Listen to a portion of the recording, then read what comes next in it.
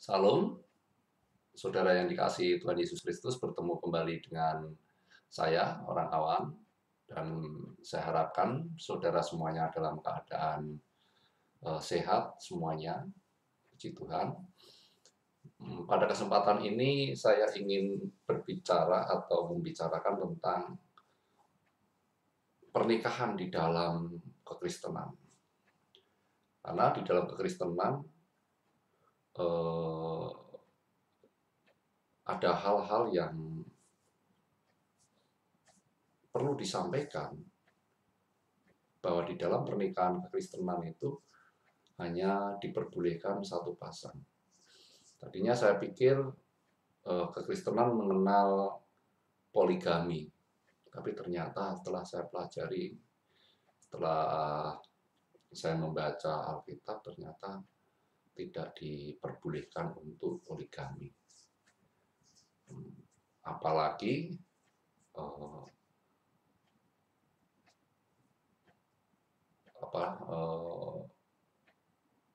sesama jenis itu tidak boleh. Mau laki-laki atau perempuan, laki-laki nikah dengan laki-laki atau perempuan nikah dengan perempuan, di dalam kekristenan sebetulnya tidak boleh. Cuma di negara-negara barat, karena hak asasi manusia, banyak gereja terancam sehingga terpaksa memberkati pernikahan yang seperti itu. Dan itu sebetulnya bagi Tuhan itu suatu pelanggaran. Itu suatu pelanggaran atau suatu hal yang tidak diperbolehkan. Bagi Tuhan itu mah tetap hal yang tidak pantas untuk dilakukan. Karena Tuhan menghendaki supaya semua orang, yaitu pernikahan semua orang itu laki-laki dan perempuan, bukan laki-laki dengan laki-laki atau perempuan dengan perempuan. Jadi ini jelas ya, bahwa di dalam kekristenan pernikahan itu hanya laki-laki dan perempuan, bukan perempuan dengan perempuan, laki-laki dengan laki-laki, bukan itu. Jadi laki-laki dan perempuan itu yang diajarkan oleh Tuhan Yesus Kristus. Makanya di dalam Matius 19 kalau kita baca,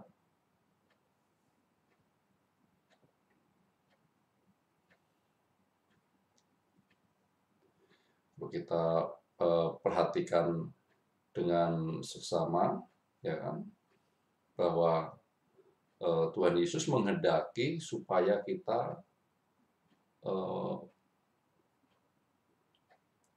hanya menikah, kalau seperti saya ini menikah hanya dengan perempuan semata-mata. Kalau kita baca di dalam Matius 19 ayat yang ke-4, kita mulai coba membaca. Kata Yesus, jawab Yesus, tidakkah kamu baca bahwa Ia yang menciptakan manusia sejak semula menjadikan mereka laki-laki dan perempuan, dan firman-Nya, sebab itu laki-laki akan meninggalkan ayahnya dan ibunya dan bersatu dengan istrinya sehingga keduanya itu menjadi satu daging. Ini jelas di sini Tuhan Yesus hanya mengizinkan pernikahan itu hanya laki-laki dan perempuan. Tidak boleh lebih. Kalau Tuhan Yesus mengizinkan lebih, pasti dikatakan di dalam Alkitab, dikatakan di dalam ajaran Tuhan Yesus, boleh menikahi lebih dari satu. Kalau di dalam Alkitab, terutama ajaran Tuhan Yesus itu memperbolehkan lebih dari satu, tadinya saya pikir saya juga kepingin mempunyai istri lebih dari satu. Tapi ternyata di kekristenan tidak diperbolehkan. Ya udah, itu menjadi hal yang mengembirakan bagi saya gitu. Karena ada satu ajaran yang mengatakan bahwa jumlah perempuan ini di dunia banyak, sehingga laki-laki kalau pamannya menikah dan memiliki lebih dari satu istri, itu hal yang wajar. Tapi sebetulnya nggak seperti itu, saudaraku yang dikasihi oleh Tuhan Yesus Kristus. Karena Tuhan Yesus mengajarkan kepada kita bahwa di dalam ayat yang ke-12 ada orang yang tidak dapat kawin karena ia memang lahir demikian dari rahim ibunya. Ada orang yang dijadikan demikian oleh orang lain. Ada orang yang membuat dirinya demikian karena kemauannya sendiri oleh karena kerajaan surga. Jadi saudaraku yang dikasihi Tuhan Yesus Kristus, teori bahwa atau ajaran yang mengatakan bahwa laki-laki boleh menikah dan memiliki istri lebih daripada satu, ya, 1, 2, 3, 4, 5, itu karena jumlah perempuan lebih banyak, itu ajaran yang di dalam kekristenan adalah ajaran yang menyimpang. Karena Tuhan Yesus mengatakan ada orang yang dari kandungan orang tuanya tidak mempunyai jodoh.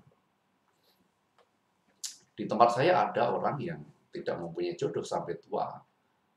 Mereka melajang sampai tua. Ada. Bahkan ada orang, mohon maaf, yang orang-orang idiot, mohon maaf, orang-orang yang mentalnya terbelakang, tidak mungkin mereka menikah. Makanya dikatakan di situ ada orang yang tidak dapat kawin karena ia memang lahir demikian dari rahim ibunya. Jadi dari lahirnya memang sudah tidak ada. Sekarang kita sebagai manusia mau memaksakan diri supaya kita mempunyai istri lebih dari satu, itu hal yang sangat bertentangan dengan firman Tuhan. Karena firman Tuhan mengajarkan demikian. Ya. Jadi teori bahwa karena banyaknya perempuan, makanya laki-laki diperbolehkan menikah dan memiliki istri lebih dari satu, itu adalah teori yang mengada-ada. Sebetulnya itu hanya membiarkan nafsunya untuk bekerja di dalam dirinya. Jadi orang-orang yang menikah lebih dari satu, yang mempunyai istri lebih dari satu, itu adalah orang-orang yang membiarkan nafsunya menguasai diri. Itu kalau di dalam kekristenan. Saya pernah bercakap-cakap, ada pemimpin saya itu mempunyai istri lebih dari satu, dan itu bukan karena nafsu, tetapi karena ingin menolong. Saudara yang dikasihi Tuhan Yesus Kristus, kalau ingin menolong tidak usah mengambil dia menjadi istri. Tidak usah. Dan pertanyaan saya, kalau seorang laki-laki dan perempuan, kalau tidak punya nafsu, apakah bisa, mohon maaf, berhubungan seksual? Tentunya tidak bisa. Nggak mungkin bisa. Jadi, teori yang mengatakan bahwa itu menolong, atau apalah sebutannya, dan memiliki istri lebih dari satu, itu sebetulnya enggak. Sebetulnya orang itu hanya melampiaskan nafsunya semata-mata. Itu kalau pemandangan saya seperti itu. Pemandangan saya sebagai orang awam yang Kristen, itu seperti itu. Makanya Alkitab menjelaskan bahwa ada orang yang dari lahir tidak dapat mempunyai istri. Ada. Kalau kita tengok di sekeliling kita, coba kita perhatikan di sekeliling kita, pasti ada orang yang tidak mempunyai jodoh atau tidak menikah. Entah itu keterbelakangan mental atau memang dia tidak berjodoh. Ada. Pasti ada. Dan Tuhan Yesus juga mengajarkan kepada kita bahwa ada orang yang memang tidak mau menikah. Contohnya seperti Romo atau suster atau biarawan atau biarawati. Jadi mereka tidak mungkin mempunyai jodoh. Tidak mungkin mereka mau berjodoh karena memang mereka membiarkan hidupnya untuk tidak mempunyai suami ataupun istri karena hanya untuk kemuliaan nama Tuhan Yesus. Itu kalau di kekristenan seperti itu. Jadi hal-hal yang seperti ini ada dan nyata. Di dalam kekristenan juga tidak boleh bercerai. Di kekristenan nggak boleh bercerai. Jadi di dalam pemandangan saya, kalau mengacu di dalam kitab Matius 19 ini, kalau orang umpamanya bercerai, itu tidak boleh nikah lagi.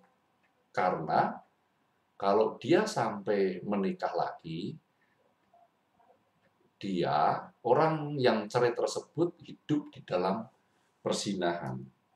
Baik itu perempuannya maupun laki-lakinya. Itu berdasarkan kitab Matius ini. Tapi sebetulnya Tuhan tidak menghendaki kita untuk bercerai. Makanya Tuhan berkata bahwa di dalam kitab Matius ini, bahwa dari mulanya tidak boleh kita itu bercerai. Dari mulanya. Jadi itulah kekristenan, saudaraku yang dikasihi Tuhan Yesus Kristus. Bahwa saudara ingin mempunyai istri lebih dari satu, kalau saudara beragama Kristen, saudara tidak bisa. Karena Tuhan tidak menginginkan. Kalau saudara kepengen bercerai, tetapi kepengen nikah, di dalam kekristenan juga tidak bisa. Karena kalau saudara bercerai dan nikah, saudara hidup dalam persinahan. Saudara hidup dalam persinahan. Kalau mau bercerai, ya tidak nikah. Tetapi di atas semuanya itu, yang diinginkan oleh Tuhan adalah untuk tidak bercerai. Lebih baik untuk tidak bercerai. Yang menceraikan kita hanya maut. Kurang lebih seperti itu, saudaraku yang dikasihi oleh Tuhan Yesus Kristus. Jadi di dalam kekristenan tidak ada teori atau ajaran yang mengajarkan bahwa seorang laki-laki boleh menikahi lebih daripada satu wanita, mempunyai istri 1, 2, dan 3, nggak boleh dengan alasan apapun. Karena sebetulnya kalau kita mempunyai istri lebih daripada satu, sebetulnya kita tidak bisa mengendalikan nafsu kita. Gitu. Nafsu kita. Terutama nafsu seksual. Gitu. Jadi kalau ada yang bilang itu untuk membantu segala macam, bagi saya orang awam, bagi saya orang yang beragama Kristen, itu hanyalah alasan semata-mata. Sebetulnya ya orang itu dikuasai oleh nafsu belaka. Tuhan Yesus memberkati kita semuanya. Sampai ketemu di minggu depan.